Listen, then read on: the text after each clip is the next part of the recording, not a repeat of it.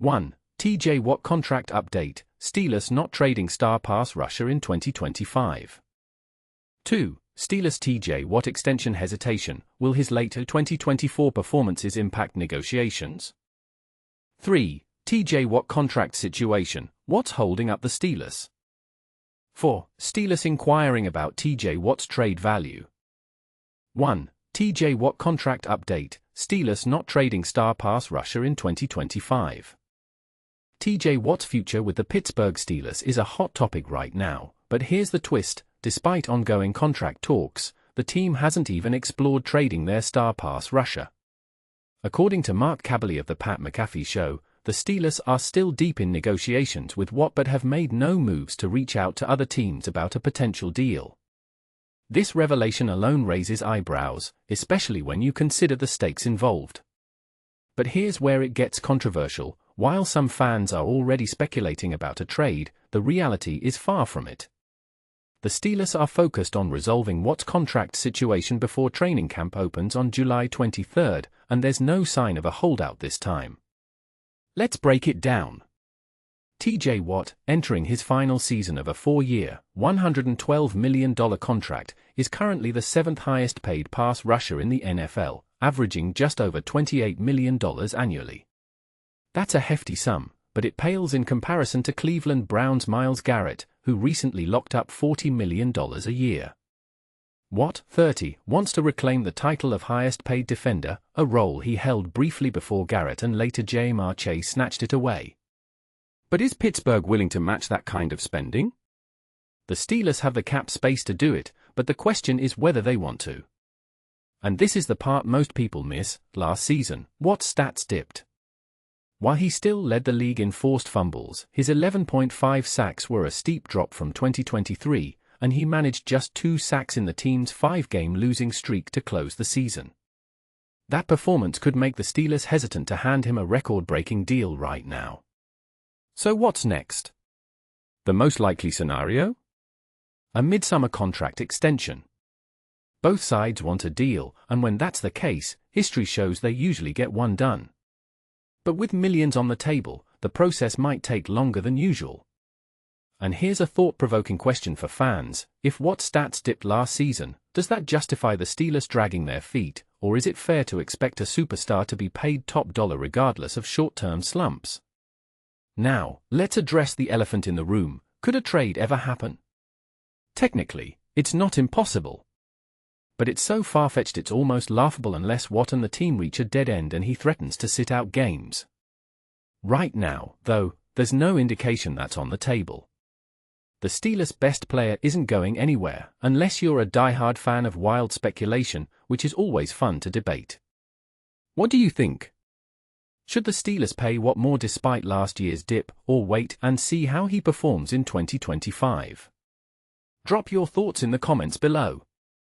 2. Steelers TJ Watt extension hesitation, will his later 2024 performances impact negotiations? The Steelers' hesitation over TJ Watt's extension is more than just a financial debate, it's a strategic dilemma. As training camps approach, Watt, one of the league's top edge rushers, remains a wildcard in negotiations, with both sides struggling to agree on terms. His 2024 season, marked by 11.5 sacks and 6 fumbles, was impressive, but his late-game performances during the wildcard loss fell short of All-Pro standards. This inconsistency has raised questions about his long-term value, especially with his age now 31, compared to 2021, when he was considered a lock for a blockbuster deal.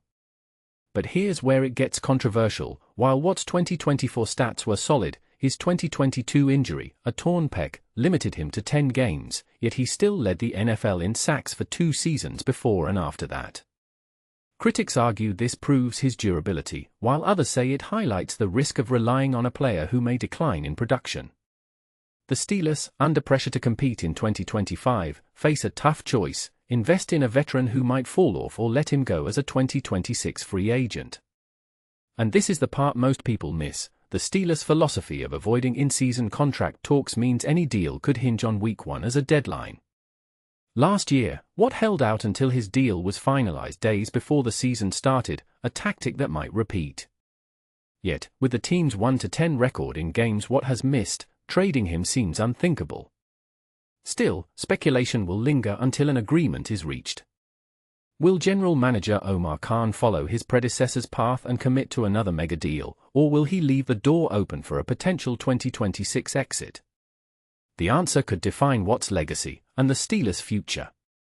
Follow at PF Rumors for more updates on this high-stakes negotiation. What's your take? Should the Steelers hold firm or take a risk on Watt's next chapter?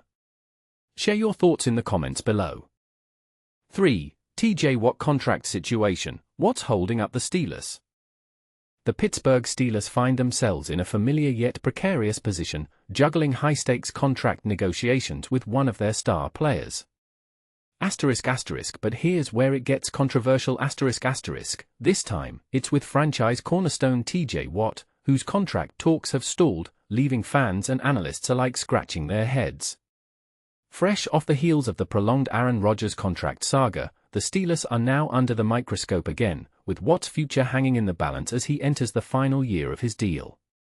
The clock is ticking, and the cost of securing him long-term is only expected to rise, adding urgency to an already tense situation. And this is the part most people miss.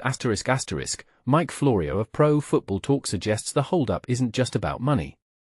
Instead, he points to Watt's performance down the stretch last season, where his production dipped, and his inability to deliver game-changing stats in critical moments. Florio argues that the Steelers are taking a calculated pause, evaluating Watt's current value rather than his past accolades. You don't pay a player for what they've done, Florio explains. The NFL isn't about past glory, it's about what you're doing right now and what you'll do tomorrow. That's the reality. This perspective raises a bold question, is the Steelers' hesitation justified, or are they risking losing a proven elite player? Watt's track record is undeniable, he's one of the best edge rushers in NFL history. Yet, Florio's argument highlights a harsh truth, in the NFL, yesterday's hero can quickly become today's question mark. While it would be short-sighted for the Steelers to let Watt walk without a fight, some wonder if trading him might yield greater long-term benefits for the team. Here's where you come in. Do the Steelers owe it to Watt to secure his future, or should they prioritize the team's immediate needs?